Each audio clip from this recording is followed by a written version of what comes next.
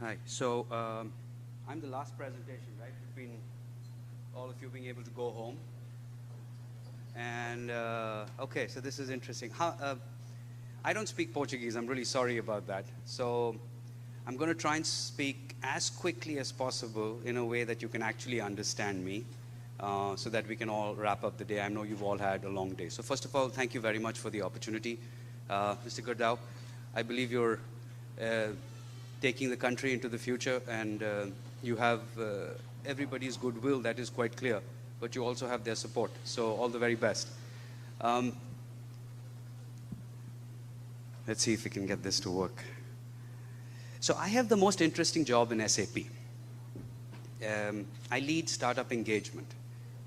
SAP is a 44-year-old startup.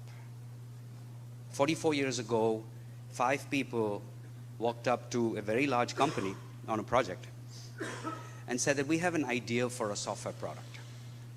And they got laughed at, saying, this is not happening. You can't do this. We're not supporting you. They walked out. They founded SAP.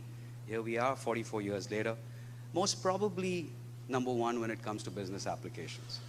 About 5 years ago, we decided to find our soul again. And that meant making SAP a startup all over again, which meant making it easy for startups to work with SAP. Now, why did we do that? Because we realized the world is changing around us. We realized that the kind of products that need to be built, that most probably we could do. But the number of products that needed to be built, that we couldn't do on our own. To bring that innovation that our customers demanded, we needed to give our technology to startups and help them build their products on our technology. We started doing this. That's the program that I'm part of. It's called the Startup Focus Program. We started doing this and we walked into another situation. Our customers turned around to us and said, hey, can you help me do this? I want to transform my company. We do it with Gurdau today. Talk to them about startups that they can work with. Maybe those startups work with us, maybe they don't work with us. We do it with the city of San Francisco. We hope down the road we'll do it with the city of Sao Paulo. And that's what I do. I lead the team that goes looking for interesting startups all over the world. I lead the team that goes and engages with our customers to help them launch their own innovation initiatives. For example, in terms of Sao Paulo, where we've already begun to do some work is with Itaú and their outfit called Kubo. Tomorrow we'll speak with Bradesco. And I'm hoping down the road that we'll get a chance to speak with Embrava as well. So with that said, how do you work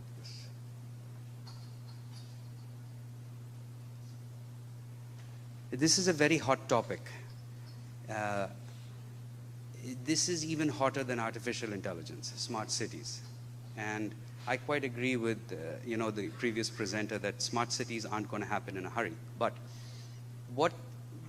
why do we need smart cities? Well, I think the first bullet most probably is the most important one, is the fact that a very high percentage of the world's population is going to be living in cities. I've used 2040 here, but frankly, the situation gets quite bad literally 2020 onwards. I mean, it's good in Brazil because, you'll have more space for the cows. But just kidding. But what makes this problem really complicated is the fact that the city is a system of systems. It is a platform. You can't fix one thing without breaking something else, and you can't break one thing without most probably fixing something else, okay?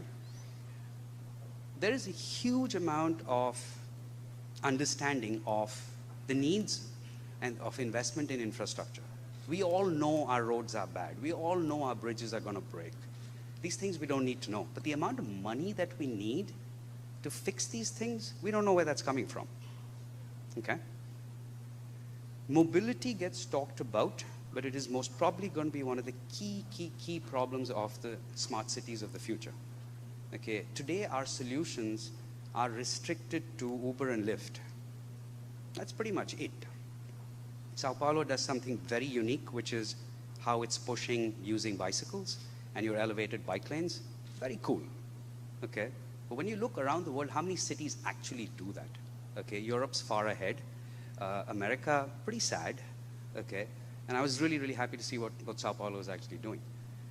The workforce management, I think we've all talked about it during the course of today about what's happening to the workforce. So I think things like what Geeky is doing, which is taking the level of education up, the effectiveness of education up, supporting government in its public schools, that is critically important because it's going to create a new problem for us, which we need to have, by the way, which is highly educated young people, motivated young people, okay? Managing their expectations is almost impossible today. Imagine what it's going to be like tomorrow when Geeky does an IPO and becomes really successful, right? Yes? Okay. And obviously the last thing, which is financial pressures. I mean, we need a lot of money to make all these things happen, and it's not there. We're going to have to get very, very creative about how we solve these problems. This is how SAP thinks about a smart city. I won't take too long on this, especially it's end of day. But if you go across this slide, right, I think the key thing, and any technology company will have a similar slide, whether it's SAP or IBM or Google or whoever. I mean, it's just pretty logical. But I think the key thing on this slide is down here. An open digital platform driven by APIs and a services framework. The future is about the cloud. Our own future is about our cloud platform. We call it the SAP Cloud Platform. Somebody here talked about earlier in the day about an open cloud, if done properly, okay, is a solution to so many problems, okay? For us, this top layer will always be incomplete. Governance is most probably one of the critical aspects of what smart city solutions in the future will hold. But that layer will always be incomplete. There will always be something new. There will always be IoT, artificial intelligence, machine learning, blockchain, cyber security. I mean, that list goes on and on and on, right? But underneath here, this thing, if we don't have an open digital platform, we're not going to get anywhere. And we don't have that today. I know this presentation was supposed to be about problems and solutions. I want to focus on solutions, okay? And I want to put out a few ideas about the important things to think about. This is another way of looking at it. I think our colleague from Embrava really talked about a digital way of thinking. Can you imagine counting flies using cameras and sticky paper? That too in the ranching industry, okay? And look at the impact it's having on their business, right? The importance of data, okay? And think about a city, a system of systems. The amount of data, and I'm sure you've all seen the slides on IoT slides, about 20 billion connected devices by the year 2020, or God knows, 50 billion, whatever that number is. The key is data. Smart cities are about data. And I think earlier in the day, somebody spoke about open data. If you want a smart city project to succeed, you need a data culture. The moment you create a data culture, you make your data transparent and available, it will have smart, empowered citizens. When you have smart, empowered citizens, you have the foundation for a smart city. This applies to a smart city. It applies to a smart corporation. This is how SAP thinks about it. Now, you can have all the technology in the world. You can have all the best intentions in the world. You may even know what to do. But the most important thing is to know which problems to solve. First, Then, how do you solve them? And so on this slide, there's only one thing that I want to mention to you, and I'm not going to talk about all of this IoT and machine learning and artificial intelligence. It will enter our lives. It will. You know, we'll put IoT out in our cities. It will break. It will not work the way we want it to. But then we'll learn how to make it work. Tomorrow, just like I think the, I don't want to get this wrong, but I think the gentleman who was talking about the artificial intelligence solution that was deployed in the medical system, okay? Fantastic, okay? It came out of a very interesting concept that the Sao Paulo government launched in 2015 called PitchGov. And look at the value it's creating. So we'll always have these mechanisms, but I think which problems to solve. To the absolute right of this slide is something unique that SAP is doing, which is called design thinking. We offer design thinking services to our customers, who are corporations, cities. Design thinking is a method that has evolved over the years, which really goes about focusing your energies on finding the right problems to solve. So if there was maybe one thing that I want to leave you folks with is, do a little bit more research on design thinking. What is it? How does it apply to big, hairy problems that you have, complicated problems that you have? How could it help solve those problems? It'll most probably open up an entire world of methods of solving complex problems. And when we see our customers setting out to implement smart city projects, this is one of the first things we actually recommend to them is step back. Okay, forget about the connected cars. Forget about, the connected garbage disposal. Step back. Think about what problems you really want to solve. Think about whose life you really want to impact. It's very easy to say, I want to impact a citizen's life. Okay, and we work with them through design thinking to help them find the right problems. After that comes technology. Quick 2 minutes on some of the things that we've done. We use this example, which is the city of Pisa. You all know the city of Pisa, Italy, Leaning Tower, and all of that. One of the, whilst they had various issues, I think one of the key issues was the fact that there was so much of technology in this city that, people talked about government departments not talking to each other, but here we had systems were not talking to each other. Okay, it was that bad.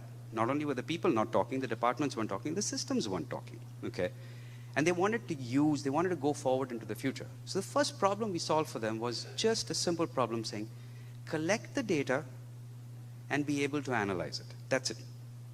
Nothing complicated. Collect the data, bring it all to one place, analyze it. Then pick small problems that you can solve. One of the first problems that we helped them solve was waste management, garbage disposal in the city. Okay. The next problem that we are working on helping them solve is traffic management. None of the traffic signals ever work in any city in the world the way they're supposed to. Okay. But we don't know when they fall out of operation. We don't know what causes them to fall out of operation. Okay. We've been gathering all that data, helping them visualize it, helping them gather the insights about what happens in their city when it comes to traffic management. Another couple of quick examples here. Hamburg is a big port, but the port is in the middle of the city. Okay, and that creates a big problem because it's not only the ships coming in, but it's the trucks coming in to take the stuff off the ships. And if you don't know, and if you don't plan this well, it creates all sorts of environmental issues, it creates all sorts of traffic management issues, it creates all sorts of issues around cost of goods, cost of shipping. Again, data problem. Okay, visualize the data, use technology to predictively put out algorithms out there that allow you to reduce the amount of trucks, reduce the amount of wait time, reduce the amount of environmental air degradation. Okay, that's what the solution is really all about. Yeah, it creates a smart port, but what it's about is it creates a healthy city. Buenos Aires, they put in LED lights, okay, and they replaced a large number of lights with LED technology, okay. But the basic reason to do that was, well, less electricity consumed. But guess what? One of the basic statistics about a smart city with better lighting is that it reduces crime. Now, if you're not able to judge how much lighting is in a city block, then you don't know whether the lighting is better or worse. It's just light, right? That's what we help them do. Light the city up well so that there's less crime and use less electricity. And then this one's very relevant. I mean, I live in the US, and natural disasters, you know, we've been hit by a couple of them. But in the city of Buenos Aires, they also put a whole bunch of sensors on all the storm drains. So now they knew where the flooding was happening or going to happen so that they could move citizens out of those areas. You can't stop a natural disaster. And yeah, you can put in disaster management systems. You know, in a disaster, if there's a hurricane, everything's underwater, nothing works. Okay, so but beyond that, okay, you do have the ability, when it is not that sort of a disaster, you do have the ability to visualize and predict what's going to happen and move your citizens, your equipment out of the way, which is what we've helped Buenos Aires do. So once again, I'm pretty much at the end of my presentation. Thank you for your time, and I wish you luck on this initiative. Brazil is like India, where I was born, the future. So, you know, make sure that you stay focused and make it happen.